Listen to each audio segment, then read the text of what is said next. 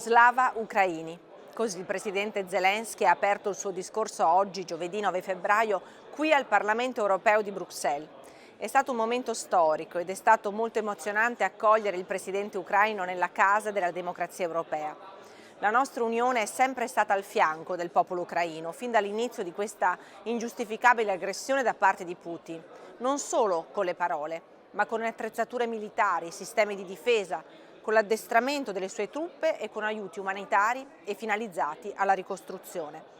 La Presidente del Parlamento europeo Roberta Metsola ha ricordato che gli ucraini stanno combattendo non solo per i loro valori, ma anche per i nostri, per quegli ideali che ci legano come sorelle e fratelli e che ci rendono tutti europei. Perché l'Ucraina è Europa e il futuro di questa nazione è nell'Unione Europea, così come il popolo ucraino, che è sovrano, desidera.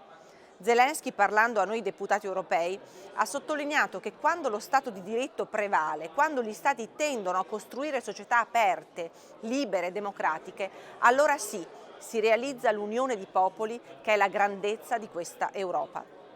Per l'Ucraina questa è la nostra casa, ha detto il presidente Zelensky, e il percorso che il popolo ucraino sta compiendo è quello per tornare a casa. Il mio messaggio per il popolo ucraino è che questa casa è pronta per accogliere il futuro del vostro paese.